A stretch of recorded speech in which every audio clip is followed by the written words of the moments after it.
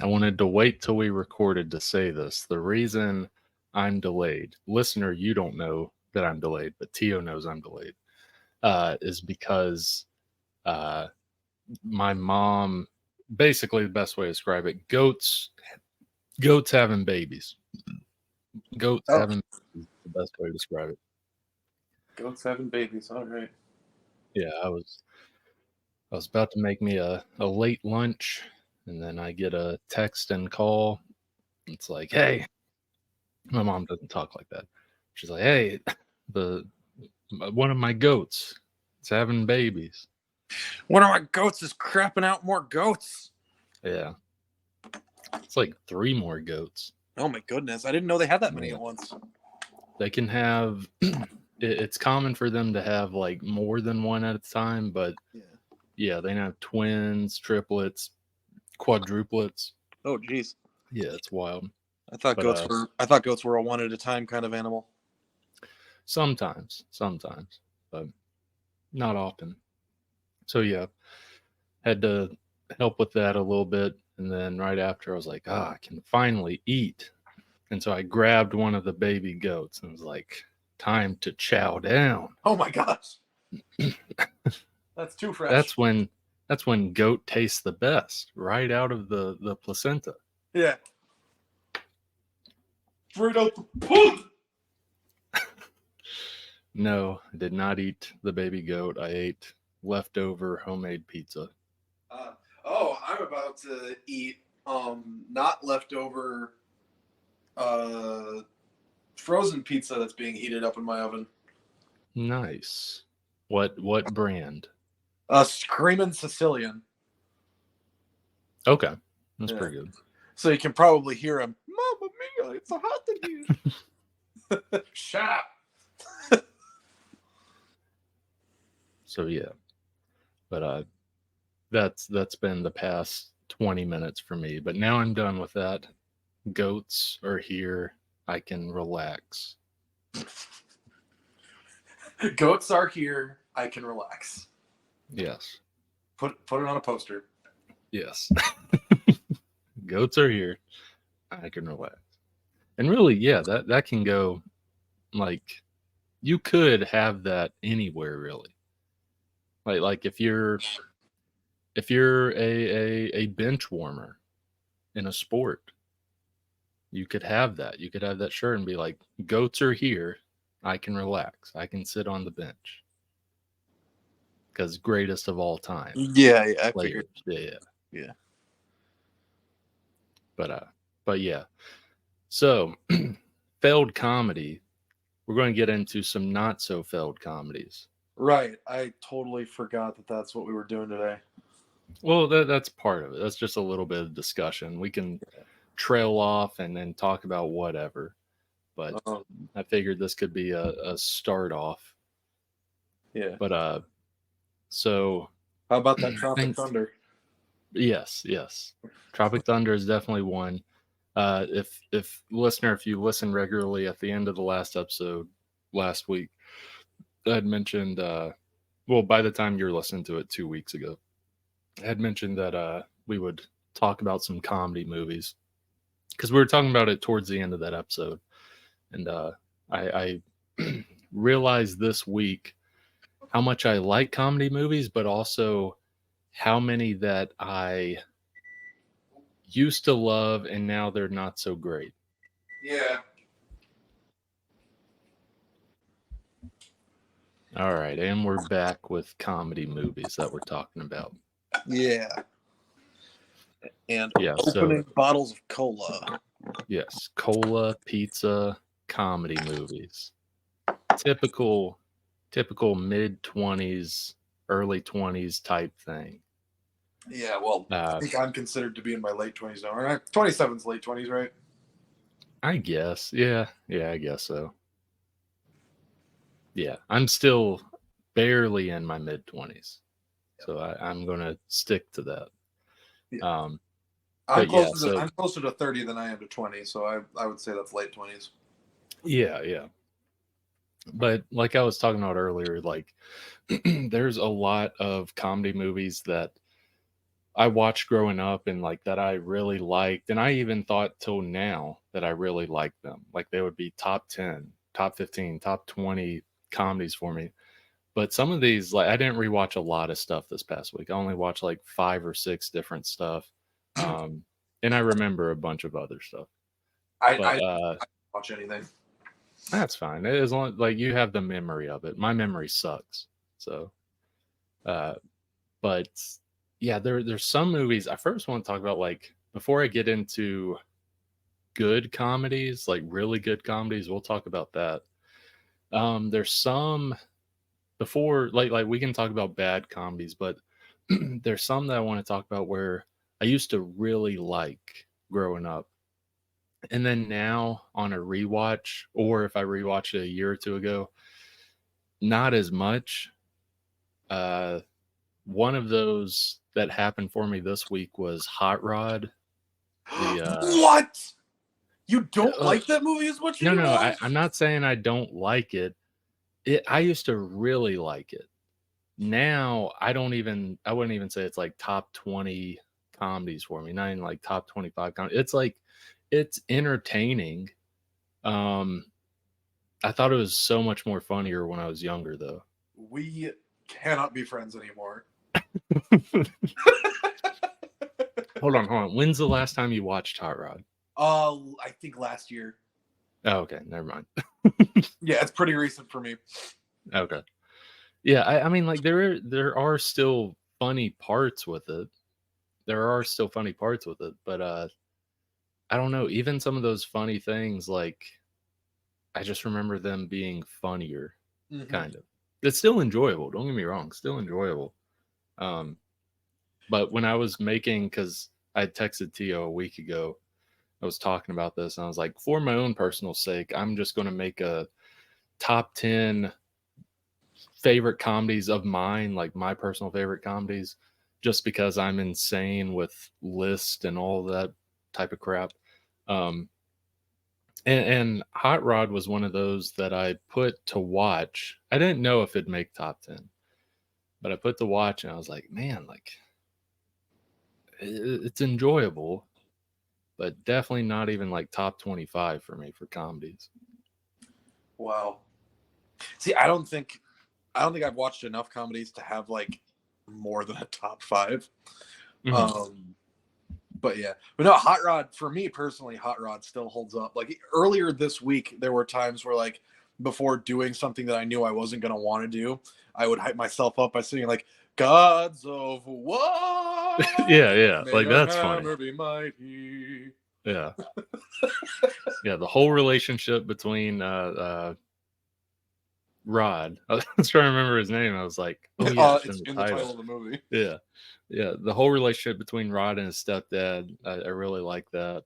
Um, I remember this part being funnier when I was younger, but I still do think it's funnier.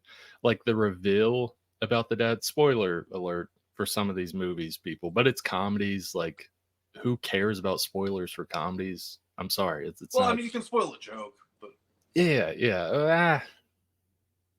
To a degree, they can get over it. There's hundreds of jokes in one movie. If one joke yeah, gets spoiled, boohoo. Um, but the reveal in Hot Rod about Rod's dad, like how what he actually did and like how he died, it is still a funny reveal. I remember it being a lot funnier when I was a kid, or not a kid, but like younger. I cannot Um, remember what it is for the life of me. what it was, and that might be a thing. Like I remember it sticking out, but after watching this again, I was like, why did that stick out so much to me? The delivery wasn't amazing, so I don't know why it did. But essentially, his dad, because there's a picture of his dad with Evil Knievel, Yeah. and Rod, his whole life when he was a kid, was like, "Oh, my dad like was a stuntman, and he tested the jumps for Evil Knievel before Evil Knievel would do them." And his dad wanted to get the credit that he deserved, and so he did one jump, and he died in that jump basically. The real story that gets revealed later is the picture of his dad with Evil Knievel was just Evil Knievel was in town. The dad went there, got a picture with him, and that was it. How the dad actually died was a pie eating contest. Mm. So That's right. yeah, he choked on some pie. And like Rod, it is still kind of funny. I just remember it being funny, but yeah, Rod's like, what? He died choking on pie, like going from like the coolest death ever to like, oh, this is so lame. But yeah, there's some funny parts with it. I'm not saying it isn't. I think it is still a funny movie, but it does. There's one joke in there that no matter what it's in will always get me. They did basically a recreation of the Tommy Boy like falling down the hill joke. Yeah. Where it just keeps going. No, yeah. No It matter was funny. where that happens, that joke will always get me, no matter what movie it's in, no matter who's doing it. That's one of those jokes. It's like I am always going to laugh hysterically at someone falling down a hill for entirely too long. Yeah, I still really like that. In fact, funny thing. Do you know who Danny Gonzalez is? Yeah. So he. Oh my god. Anyway, so he has a song, because he does like comedy rap.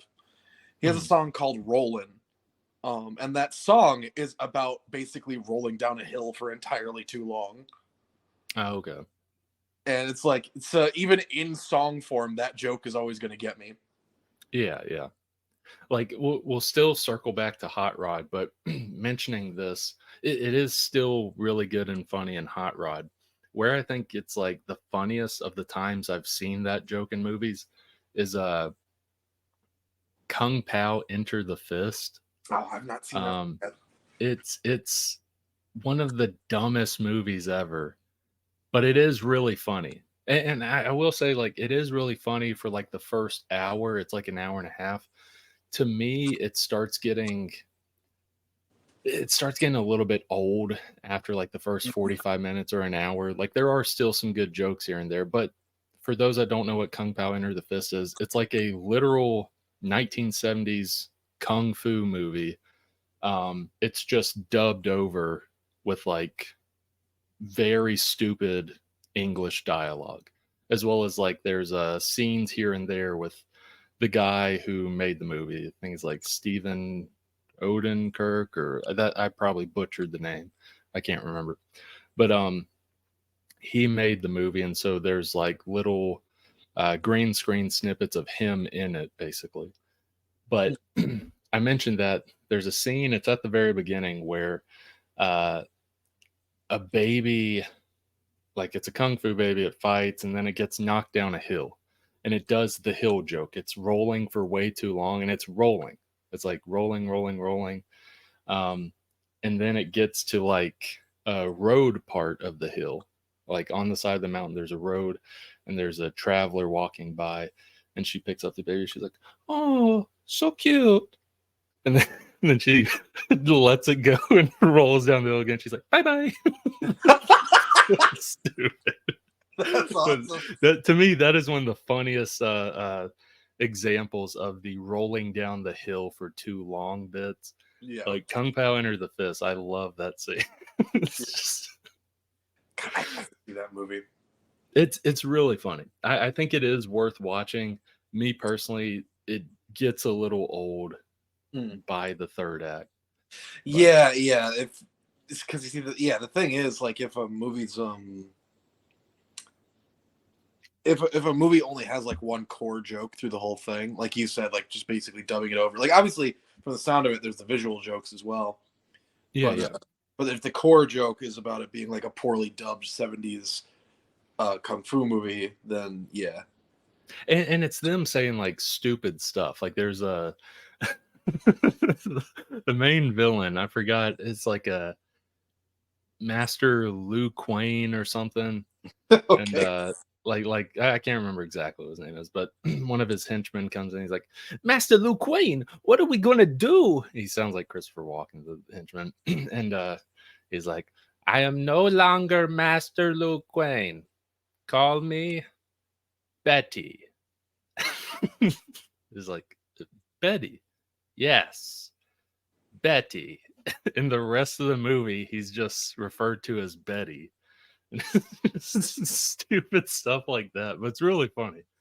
And there's little stuff like there's one girl who like in the if you turned it on silent, it would seem like the girl is doing this. There's multiple scenes where she's like moving her mouth, um, and it looks a little odd.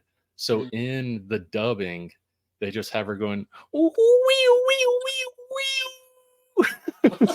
So stupid. And there's some moments where like she's off screen or she's very far away, and you just hear. So stupid.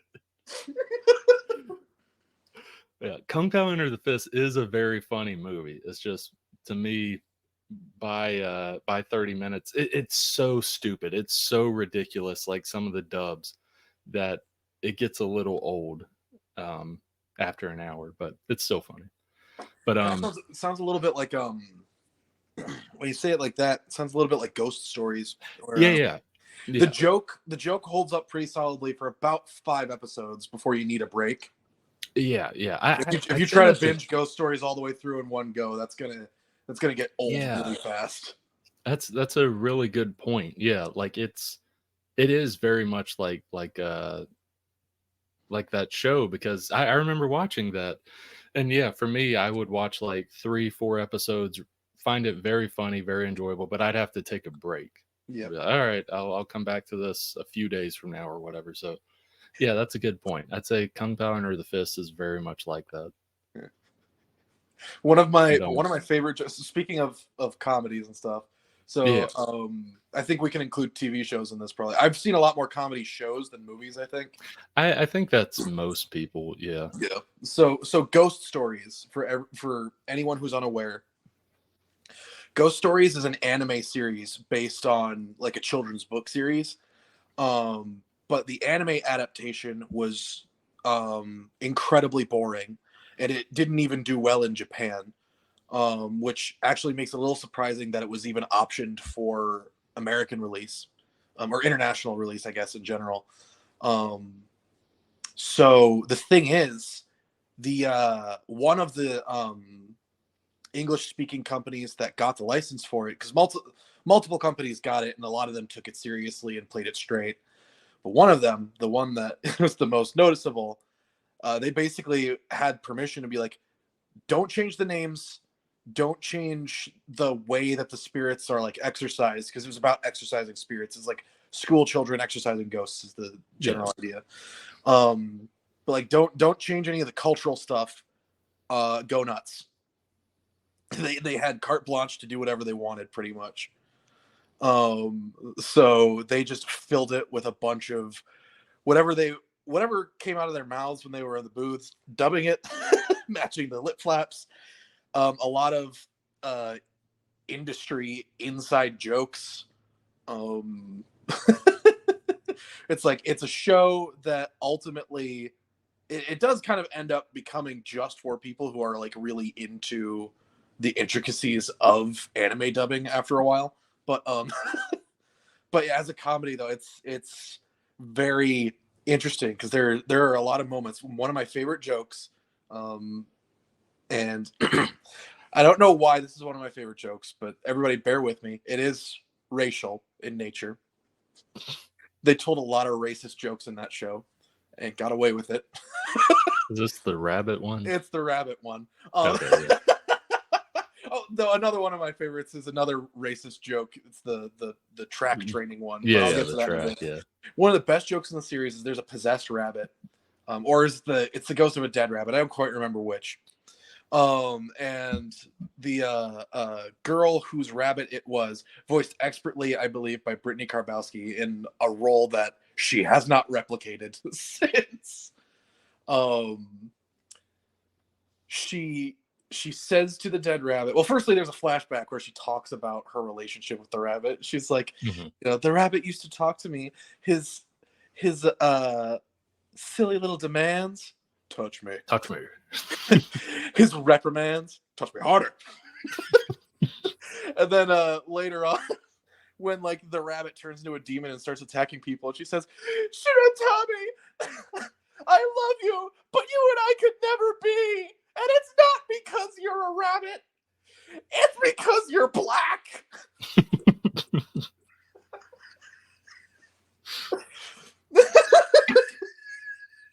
Yeah, the show is really funny, but it's pretty much like what we said, where it's like, watch it in strides. Like watch, if you want, you just watch an episode each time, but don't really go over like don't push yourself harder than 2 episodes per sitting. Yeah, because like we said, it starts to get old after a bit. Yeah. Oh yeah. Though there are some jokes that do just like, no matter what mood you're in, they just hit. Like the bit when Keiichiro accidentally lets the possessed cat out of the cage, and his sister's like, Keiichiro, did you let the cat out of the cage? Where'd he go? And then the kid just starts going, yeah. And then his sister immediately like starts mocking him, going, I hope to God you're adopted. It's like, it's so viscerally like cruel and mean. Yeah. But yeah, if you want TV, good TV, comedy dubbing, that is definitely the example. If you want a movie that does that, Kung Pao Enter the Fist. But with both of those, just taking a try. I'd almost say with Kung Pao Enter the Fist, I know this sounds wild. Maybe watch half of it one night and then the other half the other night. So you're not like tired of it by the end. Oh yeah, well, that's a good idea. Yeah. But yeah, there's like Zack Snyder's Justice League style. Oh yeah, yeah. Just watch the first half in one go. Yeah. And the second half. I still haven't watched that. I'm going to watch it eventually. It's been on my watch list for like 3 years now. Yeah, I have to be fully honest with you. It isn't bad. Yeah, yeah. Like just for this quick little side tangent here, you expect, because it's Zack Snyder, it's a Zack Snyder DC movie specifically. You expect it to not be super great, and it's not super great. It's not even. I wouldn't even say it's great. I would say it's good because it's not quite boring. It doesn't quite become boring, at least not to me. Yeah, yeah. It's still engaging enough that you can still pay attention to it. You know what I mean? Yeah, yeah. Like it doesn't become boring at any point, in my opinion. So in some moments it slows down enough where it's like it might get close sometimes, but it never quite dips down into totally uninteresting. Yeah. For me right now though, when I'm in the mood to watch a nearly 4-hour movie or over 4-hour movie, it's not at the top of that list. There's like 2 or 3 other movies that are above that, like Lawrence of Arabia. I still really want to watch that, but it's 4 hours long. Yeah, There's other movies I really want to watch that are super long, like Ben-Hur. I still really want to see the original Ben-Hur, but yeah, it's just really long. I've never seen the 10 Commandments. I want to see that. Yeah, that's like at least 3.5 hours long or something. Yeah, but yeah. So okay, here's my recommendation then. If you're watching it on a streaming service, because I watched Zack Snyder's Justice League on Blu-ray for the first time. Yeah. And surprisingly, my parents were willing to do it in one go with me. I was expecting us to take a break after we got to the end of the first disc, but you didn't even take an intermission. We did, because they did need a nap partway through it. Okay. But yeah, but then we picked it up and finished it. Like they needed a nap after the first hour though, so we paused the first disc, and then I got you. Then once they woke up, they slept for about an hour, and then once they woke up, they were ready to go the rest of the last 3 hours without taking a break. I was sure we were going to stop after the first disc and pick it up at another time, but no, we watched it all the way through. I was surprised. Okay. So if my parents are willing to sit through it all in one go, then it's not like completely mind-numbingly boring. Yeah. But I will say though, during the opening credits, my dad did ask the question, "Is anything gonna happen?" Because the opening credits went on for like 8 minutes. Yeah, that's every Zack Snyder movie. Yeah.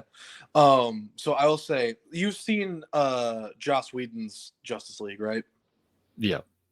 So when it gets to the point, so it's not a spoiler to say this, when it gets to the point right before they're going to go dig up Superman's body, Yeah. that's a good place to pause it because that's about the 2-hour mark. Okay. So like get there on like try to get there on your first viewing, about 2 hours in, pause it, give yourself time, come back to it later. Okay. Then it'll be like having watched 2-hour movies.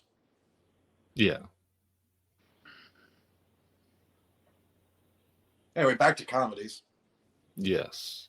Do you think there is any writer slash director slash film crew talented enough to make a 4-hour comedy work? Or do you think that's just impossible?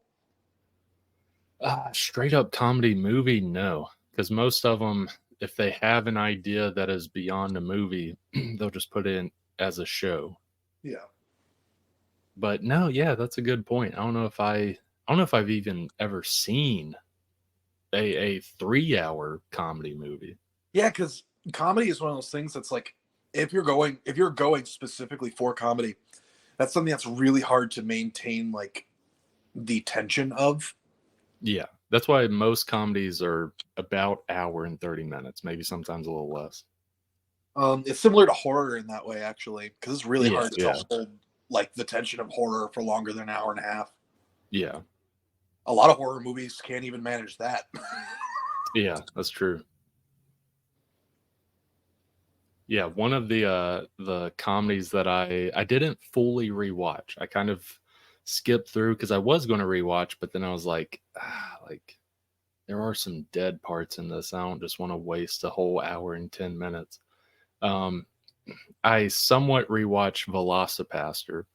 Again, funny moments in it. As a whole, it's worth watching. It is funny.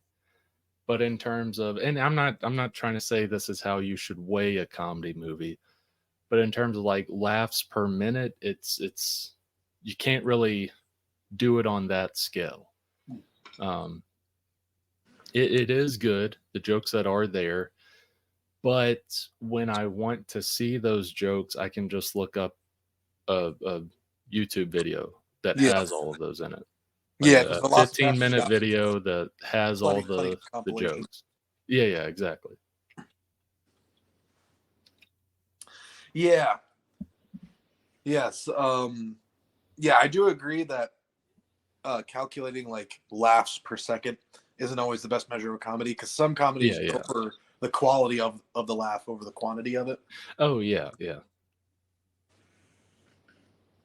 Yeah, because if you did laughs per minute, like and I'm not saying all of these are bad, but you're dipping into like scary movie territory. Like the parody movies, which not all of them are bad. I genuinely think the first Scary Movie is a very funny comedy. And the third one, half of it is funny. That's the thing with any of those parody movies is, and it's not only like the dated jokes. It's not only that. It's just like they're trying to get a joke out every 20 to 30 seconds, basically. Yeah. And because it's joke after joke after joke, some hit, some don't. And so that's kind of a detriment to those type of parody movies. But Scary Movie, the first one, I think is still really funny. I still really like that movie. I've never seen the Scary movies. 1 and 3, I think, are worth seeing. How am I going to know what the storyline is, though, if I don't watch 2? Yeah, literally the only thing that carries over from each movie is Cindy Prescott. I think her name's Anna Faris. That actress, her character carries over in each movie, but none of the stuff from the previous movie you have to like keep track of. Like, oh, this is Cindy Prescott, her life. This is what happens next. Like, no, doesn't matter at all. But I'm trying to think if there were any more that I watched that I thought were so. A good like spoof movie that gets a lot of laughs per minute. Though again, it is dated, and not dated in the way that the scary movies are with like all their reference humor and stuff. Yeah. It's dated in some of the culture around the humor. But Airplane is a good one. It's a classic for a reason. Oh yeah. Airplane is still really good. Me personally, I rewatched The Naked Gun. That was one I rewatched this past week. The Naked Gun is still hilarious. Like it was funnier this time than I saw it because I saw it maybe 5 to 10 years ago. It's way funnier now. Like it was funny back then, but I really like Naked Gun. Nice beaver. Thanks. I just had it stuffed. Like I'd say overall that movie, especially I'll say this, the first 10 to 15 minutes is like nonstop with like great comedy and humor. And the whole movie is that. But I'm saying like the first 10 to 15 minutes, like every minute or two, I was like laughing at something. And overall, I think the movie is really good. When it gets to the baseball field and the baseball scene, I think it dips a little bit in the humor. I understand baseball. I played baseball. I get some of the humor, but it's just not as funny as the rest of the movie. Yeah. But yeah, like there's so many, like this was just a minor thing. I didn't notice this before. This was the first thing I kind of laughed at. This is maybe a minute into the movie. It's in like Iraq or something. It's some sort of Middle Eastern country, and there's like a Jeep pulling by, and a guy gets out of the Jeep and he's walking toward the camera, and the camera's kind of low, and as a transition shot, his crotch walks into the camera, and then it transitions to the next scene.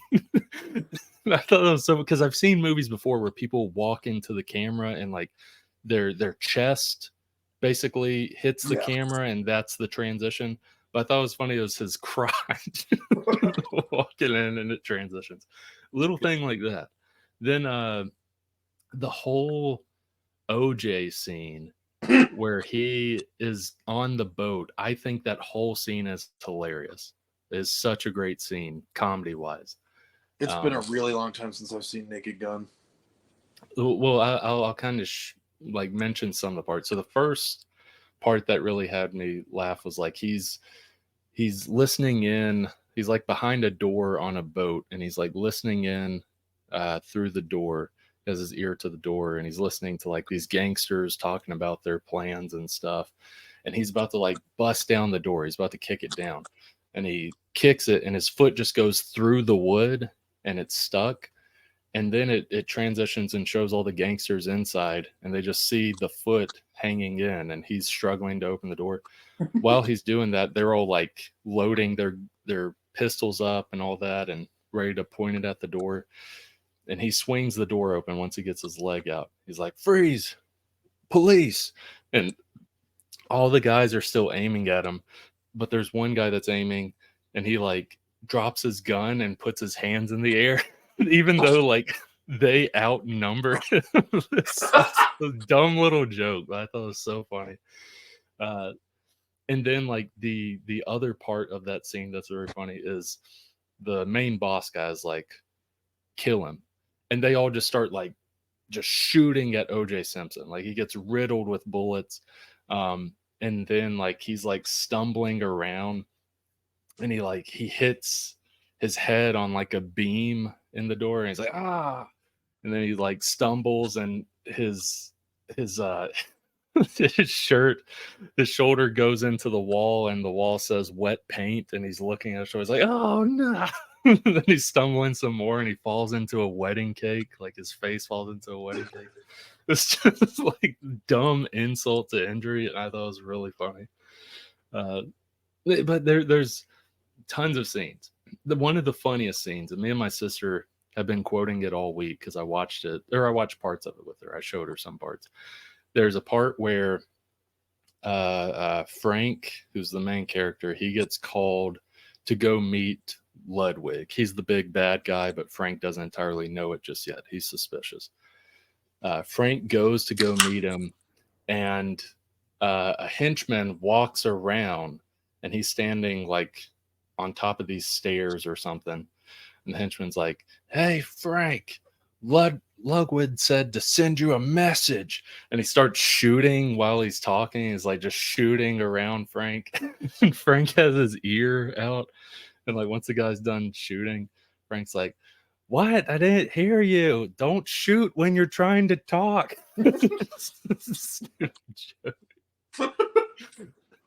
Don't fire your gun when you're trying to speak. But yeah, Naked Gun is still very funny. I highly recommend it. Airplane, I think, is still really funny, but it doesn't I age don't as know. well. It doesn't age as well as Naked Gun. Naked Gun, almost all the jokes still are great. So I highly recommend that. Like, I don't know if it's top 10. It might be top 10 because I never fully made a top 10. But yeah, I really like Naked Gun.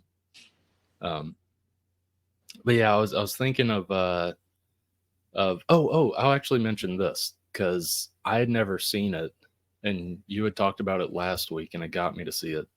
Office Space. Oh yeah, I saw Office Space because you had mentioned it's made by the same guy that made Idiocracy. yeah. It was good. It's a good comedy. Like I thought it was pretty funny.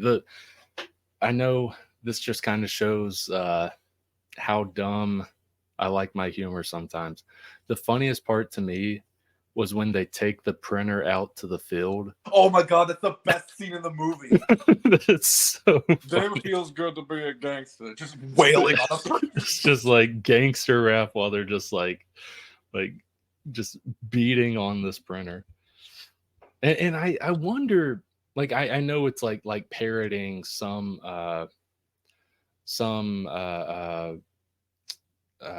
like rap movies where people get jumped. I think I've seen that in one of those, but I wonder if this is the first parody like this, because I've seen this scene a bunch in other comedies, like this type of scene where it's like gangster rap and they're like destroying something.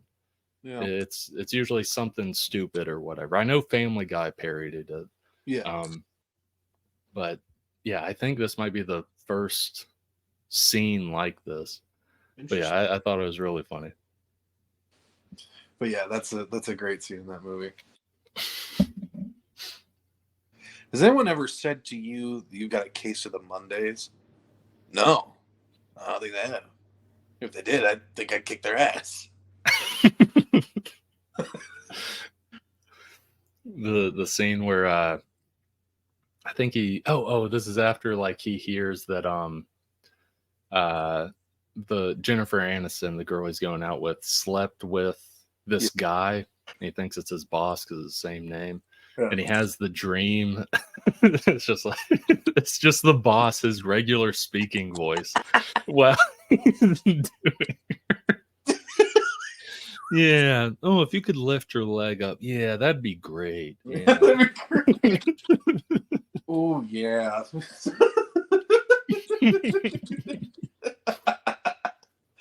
And everything, I can't remember the character's name, but everything about Stephen Root's character in that movie is the best thing in the world. I'm trying to remember who that is. He's the guy with the big glasses. He mumbled a lot. Oh yeah. I think it's Melvin or something that starts with him. My stapler. Martin. My red swing line stapler. And like he foreshadows the ending of the movie in one of his little novels. I'm burning this place to the ground.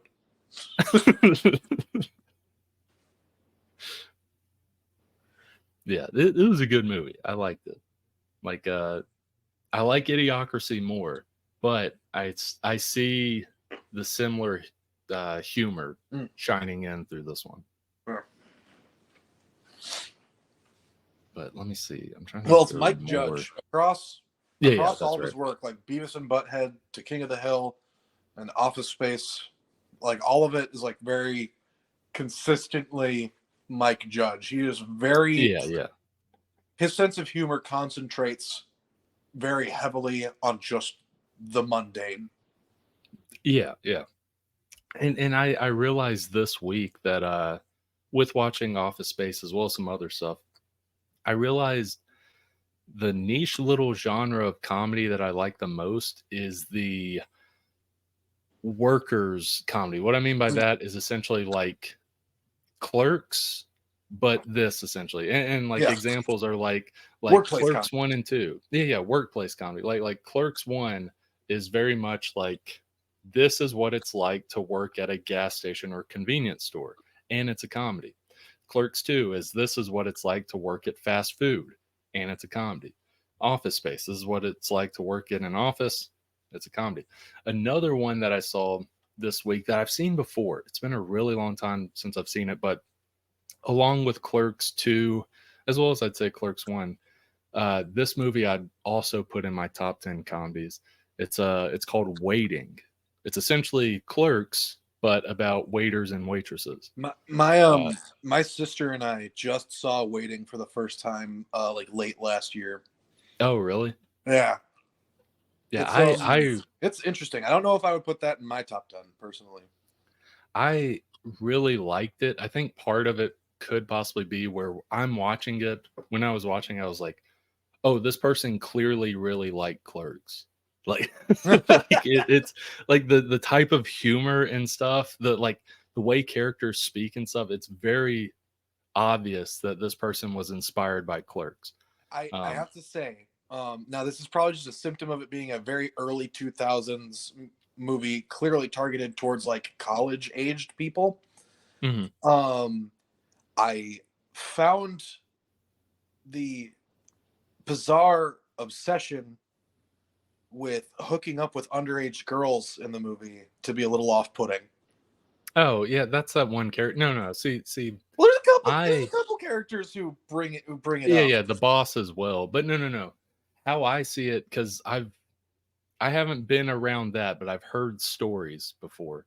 How I see it is much like Clerks. This is exactly what working in a restaurant is like. Because I've worked in a restaurant before, and a lot of the stuff feels very real. Mm. Like I never experienced someone who was trying to date the underage staff, but I've heard stories of that before. So I see that simply as like, no, this is also another element of working in a restaurant, basically. Yeah. Yeah, yes, it's definitely weird. Don't get me Yes, wrong, but I see it as like, oh no, this is like a character from real life. yeah, well, and yeah, I understand that, but also at the same time, it's very obvious that because it's Ryan Reynolds' character who does that for the Yeah, most yeah. part, and it's obvious through the movie, like through just the language of cinema as it's being communicated, that he's one of the characters we're supposed to like. But all of the characters, like, this is the same thing with Clerks. There's things you can like about each character, but all of them, like, aren't great people for various reasons. And same thing with Waiting. Like every character in there, even like at the very end, the Mitch, who's like the new hire, and he's like being introduced to all this because it all takes Yeah, place in one day in Waiting. yeah, Like at the very end, where he finally just blows up at the party, he yeah, calls out everyone on their flaws. yeah. And it's like, yeah, all these people are like awful people.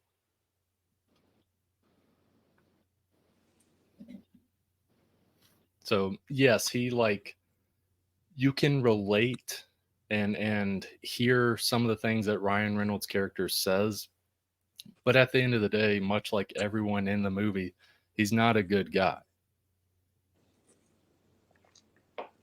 Yeah, that makes sense.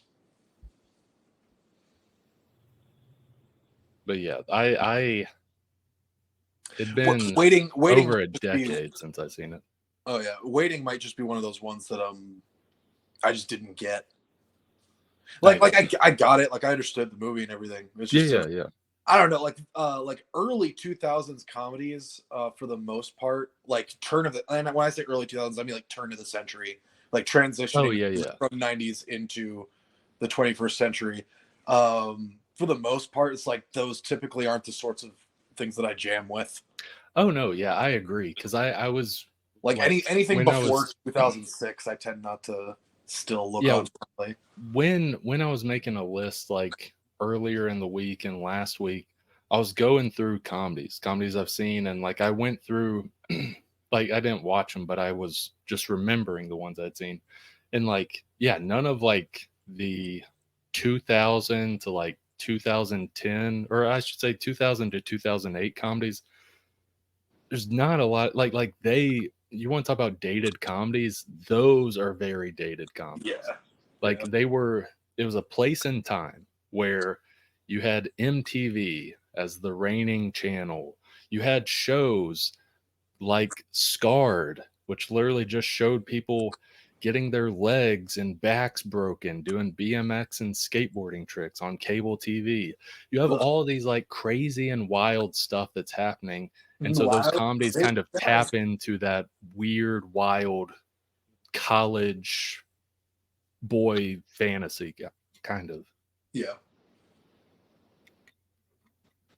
But yeah, I agree. Like there's a lot of those early 2000s movies, comedies that yeah, I don't like. Like I wouldn't rewatch them. But Waiting was one to me where it like I don't know, a lot of it, not all of it, it harkened back to like the Clerks movies for me.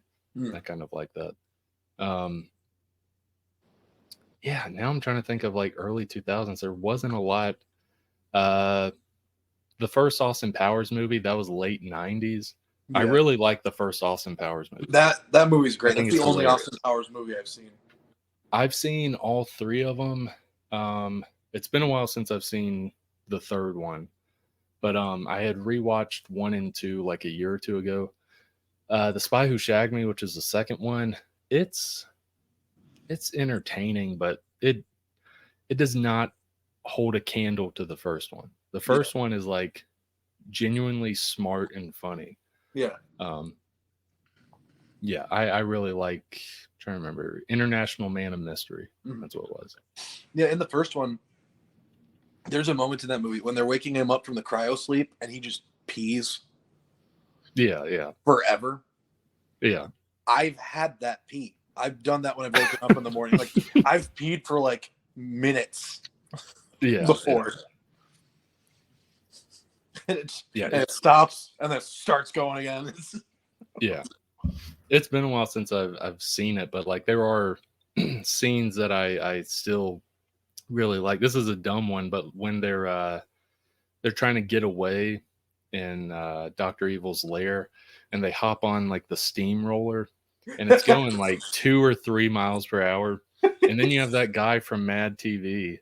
I forgot his name. He's like, no, stop. No. Yes, that's one of the best then scenes of the movie. it shows the wide shot and they're like 20 yards away from him and they're like, move, get out of the way. And he's like, no. It's just like 15 to 20 seconds of that.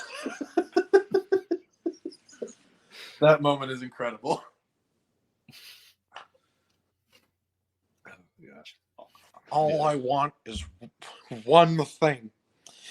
And that thing is sharks with freaking lasers attached. Well, I forgot what it was. It was like, well, we got seals with something. It's like such a downgrade. It's like, no. Yeah, first Austin Powers is great. Yeah, speaking of like 90s comedies, I don't love all of them, but the thing that reigned kind of supreme in the 90s for comedies was like Adam Sandler comedies. Yeah. Like in terms of like the biggest comedies in the 90s, those are kind of the ones. The one I will highlight that is still easily on my top 10 list to this day. I genuinely think it's one of the funniest movies, Billy Madison. Billy Madison to me is still one of the funniest. It's definitely the funniest Adam Sandler movie to me. Yeah. I've not seen, I don't think I've seen any of Adam Sandler's 90s movies. Because I've not seen Billy Madison. I've not seen, was Happy Gilmore in the 90s? Yeah, Happy Gilmore and Waterboy. And I've not seen Waterboy either. I have seen The Wedding Singer, which a lot of people I think of as one of the bad Sandler movies. I like that movie. I don't know if I've ever. I mean, I know of it. I know it's him and Drew Barrymore. I haven't seen it though. Yeah, it's good. I like it. It's it's a romantic comedy. It's got all the trappings of an early 2000s romantic comedy, but it's good, and it's got like a really sweet like love song right at the end too, where Adam Sandler's character, whose name I forget, it's just Adam Sandler. It's just Adam Sandler. He sings like a little love song to Julia, which is Drew Barrymore's character. Yeah. I remember her name. But yeah, it's a good movie. It's like it's set in the 80s, so it does a ton of like 80s jokes. Yeah. But yeah, it's that's a good one. I like that one. It's got a lot of, the Adam Sandler humor in it. Right. But yeah. I will say though, it has some really good examples of just general like musical comedy as well. There's a bit, because a lot of the plot revolves around Adam Sandler's character. He was engaged to a woman and she broke it off, but he's a wedding singer, right? Yeah. Which means that his job surrounds him with reminders of what he can't have now. Yeah. Is like marriage and a family and like a woman who loves him, like, because she just left him. So he's like, and at the altar too. Yeah. Like that's the inciting incident for the movie. So it's like, great. So now we have a depressed wedding singer who is ruining people's weddings. Like that's kind of a part of the story for the movie. Mm-hmm. So and he gets basically booked as the singer for Drew Barrymore's wedding, and he starts like falling for her, and that's where the plot of the movie comes in. But there's a moment in the movie where like he sings a song that he wrote after his fiance left him at the altar, and it's a genuinely funny song. Like it's actually hilarious. Especially, I'm not gonna spoil any of it. Because you said you haven't seen this movie, right? No, not yet. So I recommend, when you are able, watch The Wedding Singer, and like, because I don't want to spoil too much more of the movie. I mean, again, it's a romantic comedy. You kind of know what you're in for. Yeah. It's pretty good. And that song, his breakup song, is genuinely hilarious. Yeah, I'll have to watch that. Yeah, looking, because I made a mini list. Not all of them are ones that I liked, but it's just comedies that I have seen or have thought more than once about. The 90s had some good ones. To me, 2000 to 2008, there's not really much. I like Superbad. I'm not going to say it's a funny movie. I just think it's like an entertaining movie. It's an entertaining movie. That's another one I haven't seen. Yeah, I laugh at some of the jokes, but overall, I just think it's a pretty entertaining movie. Yeah. But speaking of Jonah Hill movies. Yeah. The Jump Street movies are hilarious. Yeah. I think I'm trying to think, like, I don't know, because I was thinking about the Jump Street movies last week, and I was trying to think if I would put either in my top 10. I probably wouldn't, but I still think they are very funny. I think the only thing that holds them back from my personal top 10 is there are kind of two parts in both the movie that I think it kind of drags a little bit. 22 Jump Street, I can definitely point out what that is. That's whenever the Kurt Russell's son is introduced, and Channing Tatum becomes buddies with him. The humor kind of drags there to me until Jonah Hill and Channing Tatum are reunited, sort of thing. Yeah. 21 Jump Street. There's so not much of really those movies is like rooted and built on Channing Tatum and Jonah Hill's chemistry. Yeah. That's why, like whenever they were separated right there, I was like, oh man, because like anytime they're together, it's hilarious. Yeah, I think the only time in 21 Jump Street where I felt like it dragged was it dealt something with the play, something with the Peter Pan play. Mm. Um, I can't remember what it was, but I remember watching it back then and being like, "This is really good." It just kind of drags a little bit right here, but Yeah, it's been a long um, time since I've seen either of them.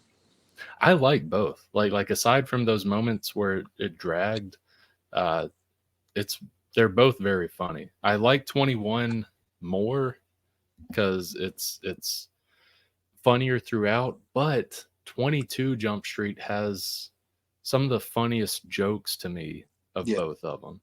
Well, one thing that I think 22 does well is it's a sequel that expands on what was presented in the first movie instead of just retreading it. Yeah, yeah, yeah. Because sequels they always, not always, they have basically three paths ahead of them, two of which don't, well, one of which is always bad, the other is a risk. Yeah, yeah. And the one that's always bad is just retreading what the first one did. Yeah. The second one that's a bit of a risk is doing something completely different than what the first one did. Yeah. And then the one that you have to be really talented to do, but ends up paying off, is kind of taking what the first one did and expanding on it in meaningful ways to, you know, move forward, make things bigger. Like your Terminator 2, your Aliens, Yeah. so on and so forth and what have you. Yeah, and I think meta-ness to movies or meta jokes to movies can be hit or miss for me, but for 22 Jump Street, I think they did it very well because everything you had said, they commented on all of that throughout the movie, and I think it was done well, like the meta touches that were there. Yeah. And Yeah, then 22, and then like the end credits. I was gonna Like, say the end credits / epilogue, where for yeah, one of the movies, Jonah Hill was recast with Seth Rogen. yeah, yeah, yeah. Like the end credits or last scene of 22 Jump Street might be the funniest thing in both the movies to me. But yeah, there's a lot of funny moments throughout both of them, though. Yeah, of thinking of it, like of from 2010 to now, which comedy movies have like kind of died out in a way. Like you see, in terms of in theater, maybe a Yeah. few come out a year, a few big ones, and I'm not talking about like 80 for Brady, like that that old lady movie where they wanted to go bang Tom Brady last year. Yeah. Not talking about that where it's only old women that are going to go see it. I'm talking about like the big ones that are going to make over Maybe you $100 could say million. the words. Maybe you could say the words "old women" with just a little more derision. These old farts out there. Oh my god. These old bags. Jeez. But yeah, like These dirty, 20, dusty old hags with their teeth falling out of their mouths and their boobs sagging and dragging on the ground. from 2010 to now, there's not a lot that stick out with me. Like the ones that do, we had mentioned the 21 and 22 Jump Street. Those are kind of outliers. All the other comedies feel very much the same. All the other comedies, I'm not saying this was a bad movie, but it's the best way to encapsulate 2010 to 2020 comedies is Sausage Party. All other comedy movies are basically Sausage Party, the edgy comedies kind of. Yeah. And like we've been talking about, like none of those stick out with me. Sure, some of them were entertaining. I liked it when I saw Sausage Party in the theater. It was an enjoyable time. Do I remember anything from it other than the orgy scene at the end? No. Yeah. The thing is, one of the reasons that I think comedy stopped making it to the theaters as like its own singular genre is because people have been getting comedy elsewhere. Yeah. Because like non-comedy movies are so like suffused with jokes and humor and comedic moments. Yeah. Your Marvel movies. Yeah, And I was stuff gonna like say that. a lot of that kind of chasing the Marvel trend of you got to tell a joke every 5 minutes. Yeah. That like nobody really needed straightforward. This is a comedy type of comedy movies. I'm hoping that straight up comedies make more of a comeback soon. I hope so. But yeah, for Like, now though, it seems like comedy has just kind of moved to television. yeah. Like the latest comedy movie that I'm somewhat interested in. I don't even think it's going to be good, but I do want to check it out because it's at least somewhat unique. It was I think it's called like Sunset Sasquatch or Sasquatch Sunset, where it's like 3 or 4. It's like a Sasquatch family, and obviously they don't speak English or whatever. They're Sasquatch creatures, and they're just living in the woods. And one of them is Jesse Eisenberg. I thought that was the weirdest casting ever. You can't even tell either. That's what's also weird about it. Is it's all the Sasquatch makeup. They just look like Sasquatches, and yet one of them's Jesse Eisenberg. Um, but they're just living. And the trailer, I'm so on the trailer. The trailer, it starts off like it's like nice wilderness and stuff, and then it eventually like is panning over in the woods, and you see like 2 Sasquatches going at it doggy style. So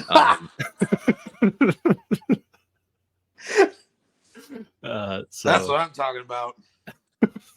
so I don't know how the movie will be, but it's a unique comedy compared to the past 10 years. Yeah. So I'll check it out.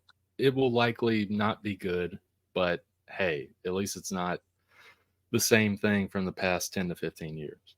Yeah. But it's a risk. Yeah, which is not really taken that much in Hollywood nowadays. No. But unless you're the one that's producing the movie, like this side tangent, Francis Ford Coppola, the guy that made the Godfather movies, Yeah. He's coming out with a movie. A first look came out for it a few days ago, which you could just call it a trailer, I guess. It doesn't tell you a lot about the plot, but it's called Megalopolis. And he's been trying to make this. It's been in production since 1983. Oof, Like this is a passion project of his. He's been trying to make this for over 4 decades. And to make it, he put $120 million of his own money into it. Yeah. So when you're trying to make risk in Hollywood nowadays, that's what you have to do. You have to freaking budget. You have to pay over half the budget through your own income. Yeah, provide hundreds of millions of dollars and spend 4 decades of your life trying to make it happen. Yeah. Yeah. Here's my question. How did... So you said since 1983, right? Yeah. How is it that after The Godfather Part 2 comes out, studios aren't scrambling over each other to get literally anything that man was going to make under their name? When did Godfather Part 2 come out? Because I've looked at documentaries and stuff on him. His life is very fascinating. Yeah.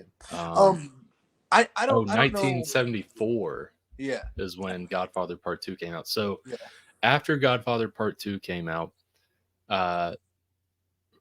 pretty much after that, like definitely in the late 70s and the early 80s, it was commercial failures. Yeah.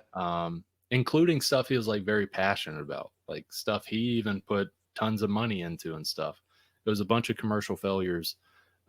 That's why you eventually got Godfather Part 3. He didn't want to make it, but like he needed the money / he wanted to do his thing. It's basically one for them, one for me sort of thing. So yeah, like by the late 70s, early 80s, he like lost a bunch of favor with Hollywood. That does make sense. I don't know when Godfather Part 3 or Apocalypse Now came out, because he did Apocalypse Now, right? Yeah, and I think that was 79. Okay. I didn't realize how quickly after the first two Godfather movies those were. Yeah. I also thought that the Godfather movies came out in the 80s, not the 70s. Oh, yeah. Yeah, those did great. And then they let him like kind of do his thing because of that. But then there's a few commercial failures, and then they're like, no, never mind. To where you have this thing, this movie's been, he first conceptualized it, I think it said in 1979. Then he started like trying to get it into production in 1983. And since then, it's been like, it started and then producers or companies pulled out, or they postponed it or whatever, to where 40 years later, it's finally going to come out. But I'll watch it. I feel like the first two Godfather movies should have earned him more favor than just two failures means you're out. Right? Yeah. Like, and that should have earned him at least 4 strikes. Here's what I think. At the time, yes, the first and second Godfather movies were great at the time. I think they got bigger over time, much bigger over time. Because I saw those movies for the first time like 2 years ago, and they are incredible. Yeah, because both are in, like, when you look at like the IMDb ratings, or if you look at like Film People's top 50 film list or whatever, usually both of those are on those lists. Yeah. I was expecting it to be a case of like, oh, I've been hearing about these movies my entire life. It can't possibly be as good as everybody made it out to be. It was better than I ever heard. Yeah. Like the first two Godfather movies are genuinely like some of the greatest pieces of filmmaking ever. Yeah. Without exaggeration.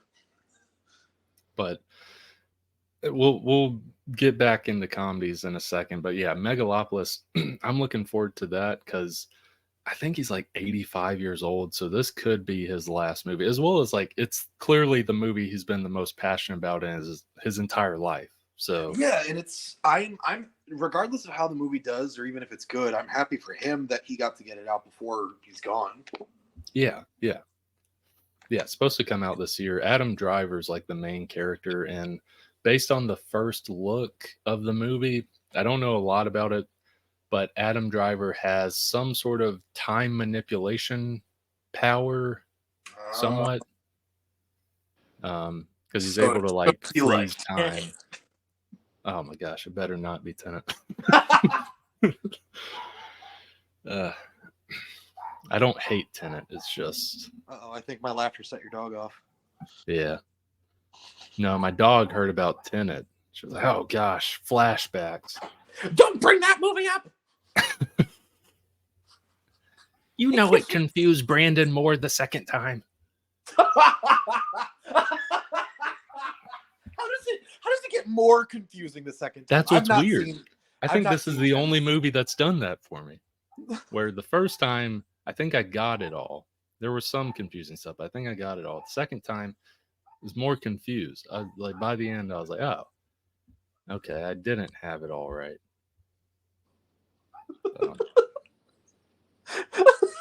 That's not just that. Sorry. You go ahead and say what you're going to say. Well, I was going to say I like a movie that like can go all over the place and makes you pay attention and stuff. But I don't know, like Tenet. It's going to be years before I'm like, let's throw on Tenet.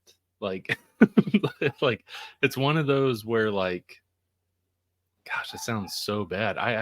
I'd have to be doing like, I'd have to be getting paid or doing someone's podcast or something where we're going to be talking about Tenet. Yeah. Like, I'm not just going to watch Tenet out of fun anymore. Yeah. But yeah, speaking of a one for them, one for me kind of director, Yeah. Christopher Nolan, is like you look at his career trajectory, and it was kind of like he made a few like good movies, right? Yeah. And so the producers were like, "You make good movie," and he's like, "Yeah, yes, I did. I made very good movies." Like, "You make Batman movie." What? You make Batman movie for us. Superheroes aren't really my thing. I'd rather. I've this new idea for a movie about dreams. It's called Inception. No, you make Batman, then you can make your dream movie. You make Batman movie, then you make dream movie. Oh, all right, I guess. Then he makes a really good. Then he makes a really good Batman movie. He's like, okay, can I make Inception now? No. One more Batman. You make one before Inception. One more Batman movie, then you do dream movie. Promise. Oh, all right, and then he makes an even better Batman movie. It's like, all right, can I make Inception? No. One more Batman movie. Look, this is getting ridiculous. I'm not making another. I'm putting my foot down. I'm not making another Batman movie until you let me make Inception. You're gonna be stinker about this, huh? Okay, you make dream movie, then you make Batman movie. All right. Then he makes Inception, and it was good. Ah, yes. You know, I'm literally looking. Now I can finally move on with, hey, Chris. Oh God. You make Batman movie now? Fine. Yes. I make Batman movie now. Good. Good boy. This is the end, though. This is it. This is the last one. I'm done. It doesn't even have to be good this time. This is it. Then he makes a slightly not as good, but still pretty good Batman movie. All right, yeah. I'm done with the Batman movies now. You sure you don't want to make another? I killed him off.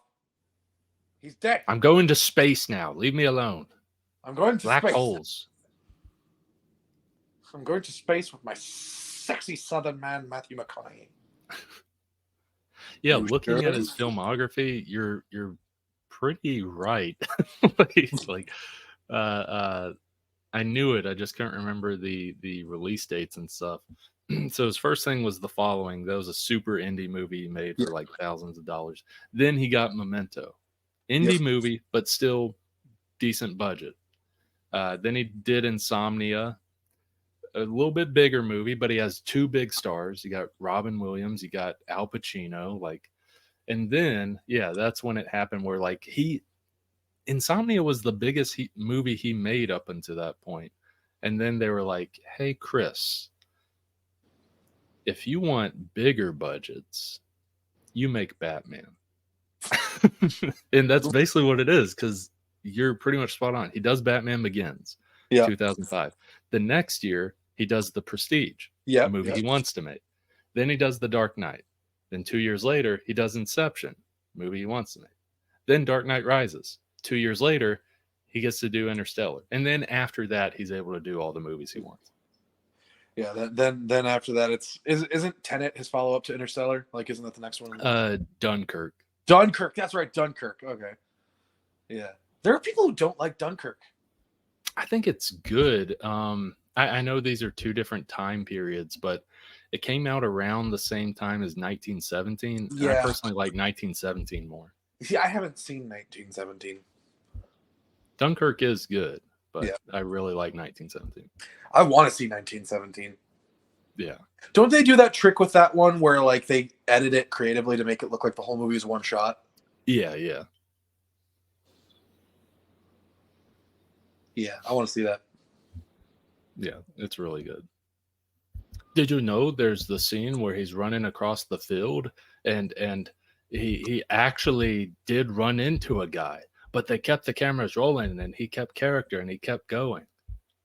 Is that like a Did you commonly know? shared? Is that a commonly shared like factoid about that? Yes. Yeah, of that movie, that's like the most common shared trivia piece. Is that the Viggo Mortensen's broken toe of Yeah, exactly. 17?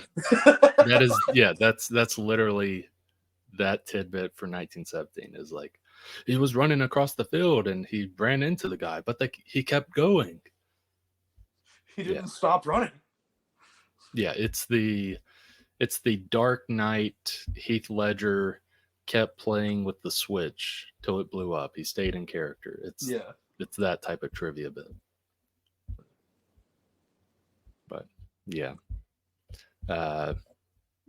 comedy. I'm trying to think if there were any more that were super notable to me. Yeah. Oh, The Other Guys. When did The Other Guys come out? I still really like The Other Guys. 2011. Okay, so another outlier. Yeah, I personally really like The Other Guys.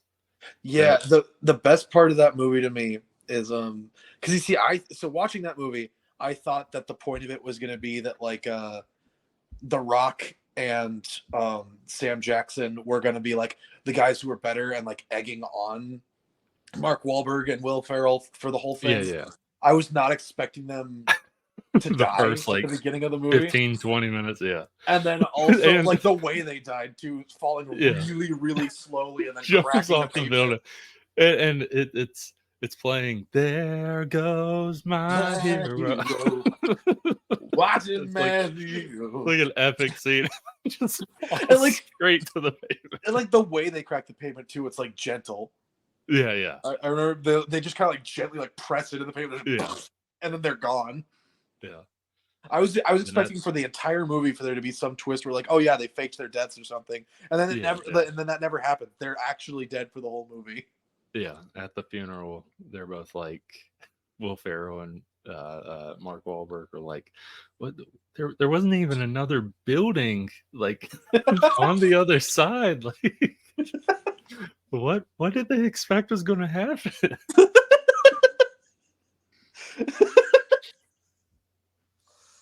Yeah, there's a lot of funny parts in that movie. That movie still holds up. I haven't seen it in 2 or 3 years.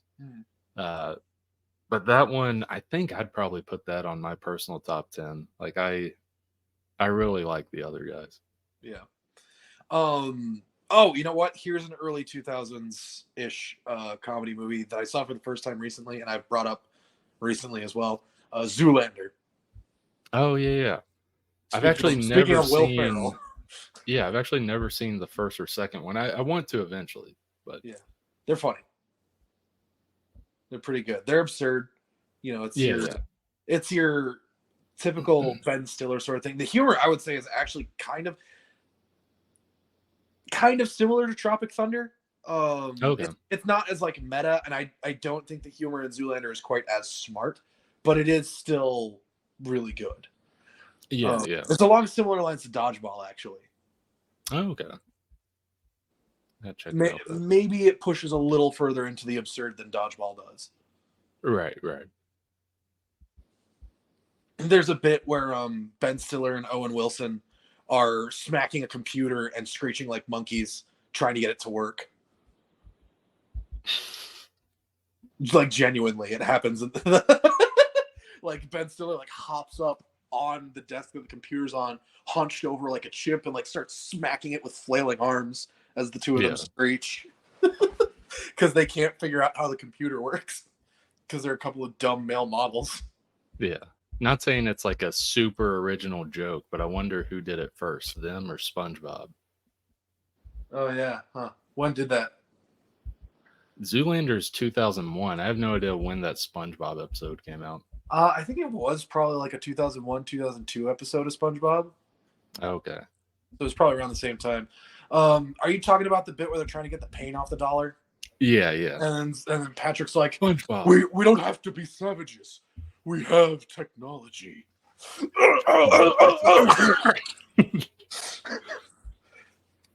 Well, we tried everything. Let me see. Oh, okay. So let's see. Looks like Zoolander may have done it first. Can you hear me? Yeah, I did.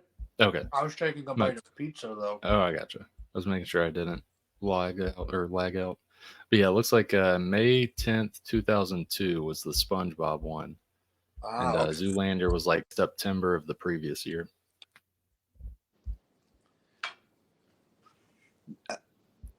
How was it that I was able to peg the like era of SpongeBob episode that was so perfectly? That was pretty close. I honestly thought it was earlier. I didn't know it was 2002.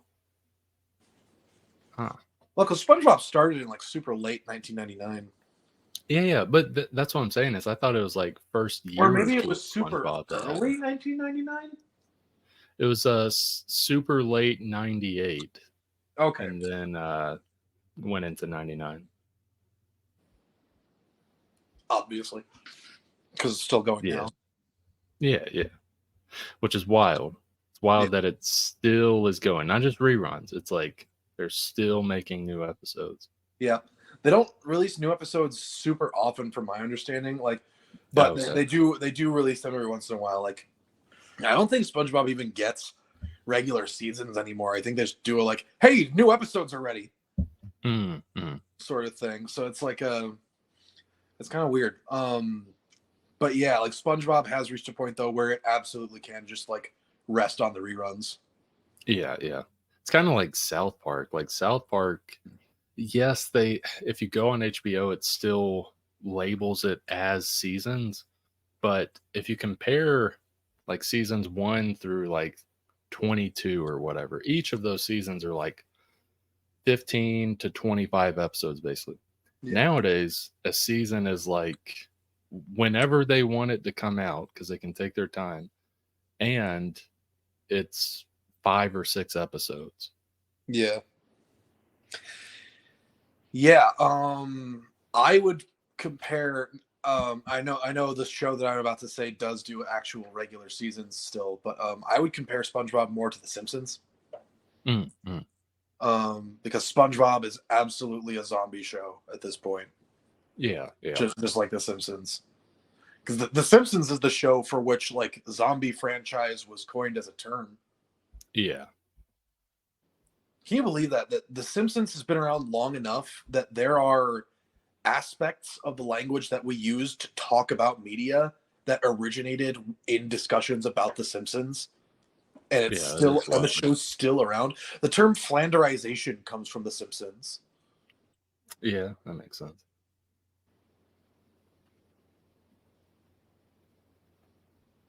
Dang, that's real old.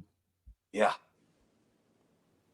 Yeah, I think you're right. That is a better comparison in terms of like their life states. Because like, I maybe SpongeBob still does reruns or whatever, but like, there's not a lot of little kids watching SpongeBob nowadays. SpongeBob reruns at least, because that's what they would be watching. I don't spend enough time around little kids to know what they're watching, other than like Bluey. But I hear about stuff. I hear about some stuff because my sister worked in childcare for her entire adult life. But yeah, like the stuff I hear nowadays is Paw Patrol. Paw Patrol's big. Paw Patrol's huge. Huge. Yeah, Paw Patrol, Bluey. The Thundermans was big. It's not a cartoon show, but it was big. One of those Nickelodeon sitcoms. Yeah. Wasn't that a Schneider's Bakery one though? I think so. Yeah. Ugh. Yeah. Can't watch that one with a clear conscience then. Yeah. I'm trying to think if it was. I think it may have been. Yeah, you may have been right. Yeah. Yeah, I don't think that one was post Schneider. Yeah. But yeah. Other comedies that I can think of. I think that's about it. The Jackass movies I still really enjoy. I don't enjoy them as much. I think it's it's definitely one of those things for middle school and high school boys to die laughing at.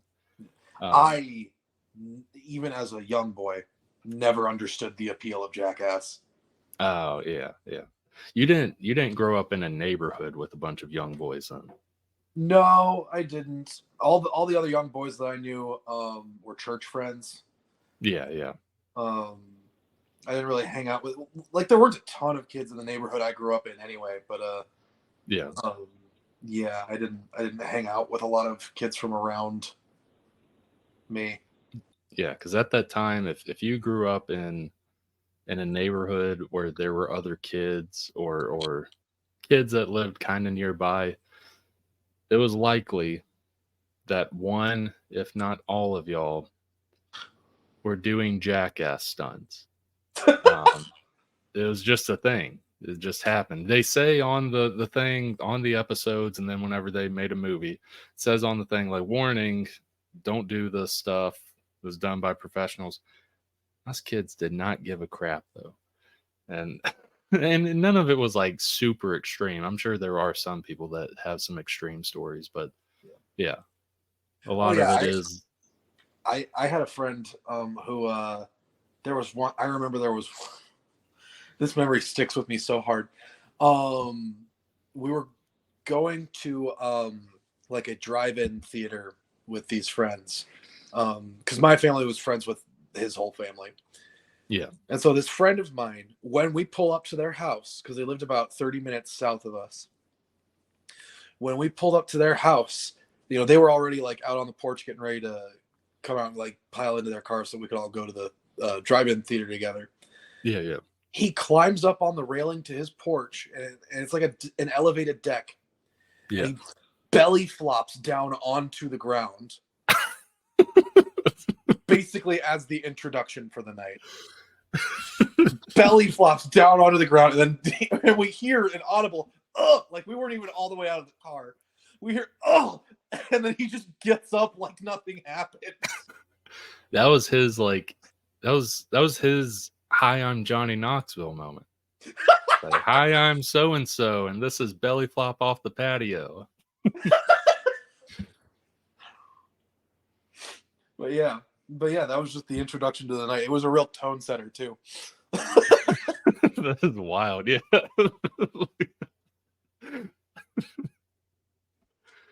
Yeah.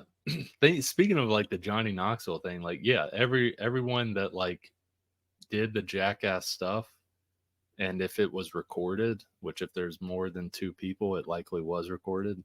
Um, people would do that. They'd be like, I mean, I have a video. We were actually watching home videos a week or two ago, and there's one. I'm maybe 8 or 9 years old, and I'm standing on top of our deck that we used to have, and I'm like, and I was very young, and I had a thick Southern accent. I was like, hi, my name is Brandon Ingram, and I'm about to jump off this porch. Just it was a bunch of like dumb parkour stuff. It was me jumping off of stuff. It was jumping off the patio, jumping off of some stairs. It was just stupid stuff. It's so stupid. It's literally all it was. And then once I would hit the ground, it would then cut to the next thing. Like it was like rapid succession. Yeah. Well, I mean, you couldn't show the part where you started crying. No. Yeah, but yeah, everyone that's if you grew up in the 2000s, likely if you did not do jackass stuff, you know someone that did jackass stuff. It's such a weird point in time for our culture. Yeah. But yeah, like oh, and I bring that up, the jackass thing up, because I think early 2021. So this is pretty much height of pandemic kind of. Yeah. That's still like theaters had just opened up. They opened up a few months ago to Christopher Nolan for him to be like, watch my weird time travel movie, Tenet. I'm allowed to do Tenet. Yes. Yeah. Yeah. Batman. I'm allowed to do Tenet. Yeah. Everything else, like theaters had basically been closed down till then. And then theaters opened up and we're like, well, it's Christopher Nolan. Of course we have to open up. Jeez. Well, He wants the movie to play in theaters. And for Godzilla vs. Kong. When did that come out? It was around the same time-ish. Yeah, I think you're right. But yeah, Nolan was 2020. So it was only like a few months into the pandemic. But so yeah, his movie bombs. And then because people are stupid. They're too stupid to get my movies. I'm allowed to do Tenet. And then February of 2021 rolls around and Jackass Forever comes out, the fourth Jackass movie. And me and my brother, again, this is height of pandemic. Like things kind of suck in America at this point. Yeah. Because it's not just pandemic. It's also like all the George Floyd death happened like a few months before. So there's just a bunch of stuff going on in America at that time. And we just, society, I know this is going to sound like so stupid. Society needed Jackass Forever. It needed it. Like we needed stupid comedy and we got it in February. And I remember myself, like there are 5-6 theater going experiences that I'll remember the rest of my life. I will remember the Jackass Forever experience because my brother and I are in a theater, a packed theater, and everyone is just dying laughing. And at that time, that was so good to see because we had went through a year of just awfulness, in terms of just the world and just people. It's just like we needed Jackass Forever. Society needed Jackass Forever.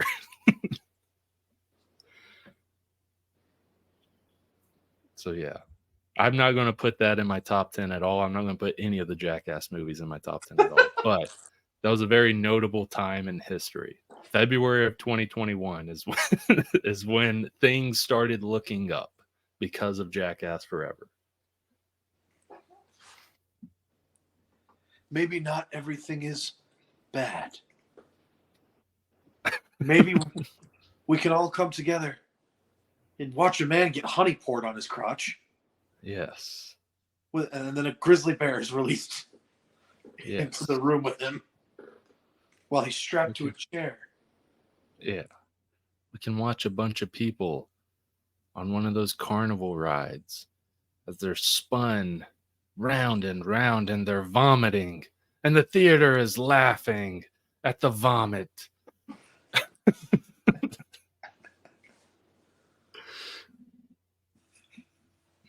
Yeah. What a wild time. That was only 3 years ago, but what a wild time in history. God, 2021 feels like a lifetime ago. Oh yeah. Yeah. No, that's what's wild is like the pandemic hitting, like that March of 2020.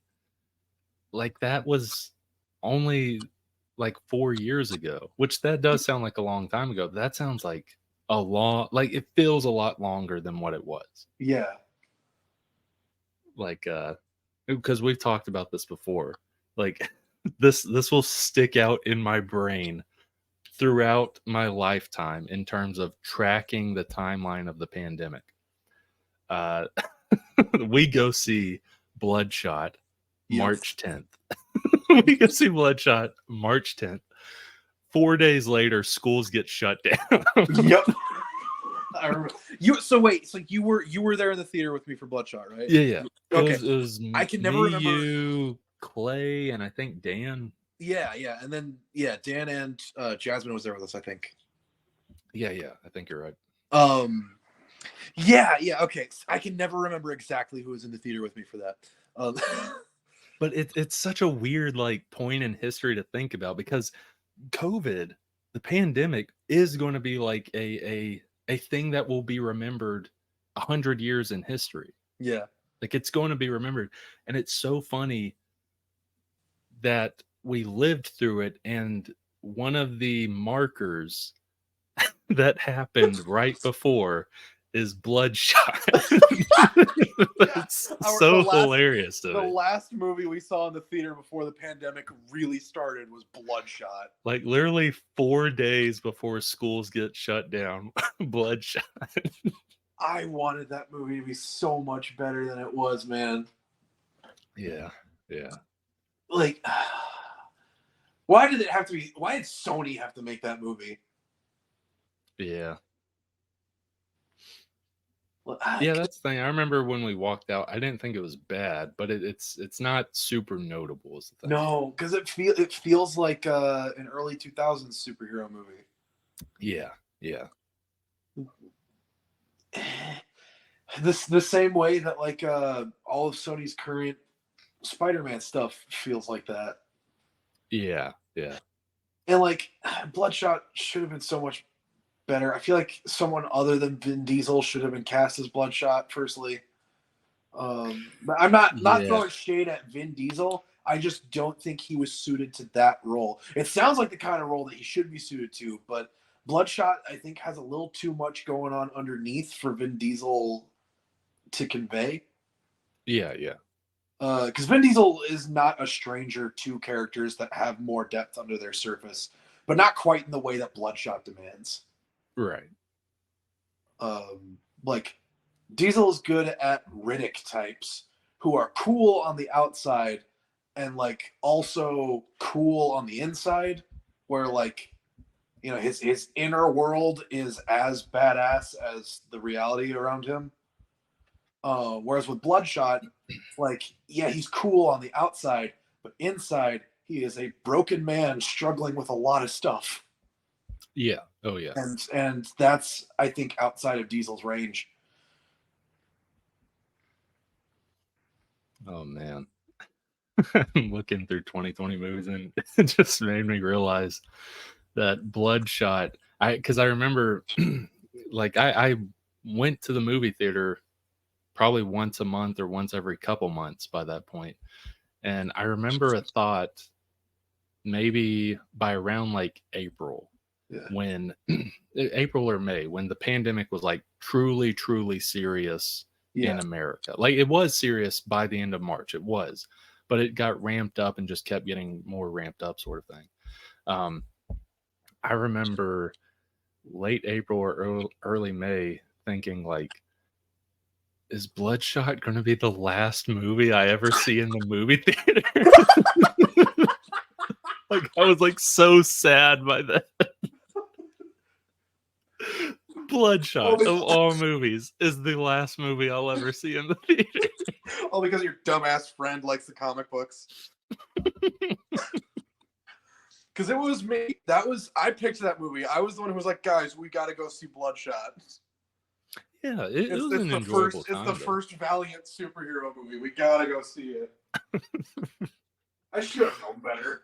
Gosh, that would have been such a wild history. But yeah, that was, I mean, it was the last movie I saw in theaters for like 4 or 5 months because it wasn't till September when Tenet came out. Like Bloodshot was the last movie I saw in theaters. Yeah. So, dang, now that's half a year of just thinking, well, Bloodshot's the end of it. May as well shoot myself. I might as well end it all. Oh, Tenet's out. Okay, I guess I'll put the gun aside. Watch it.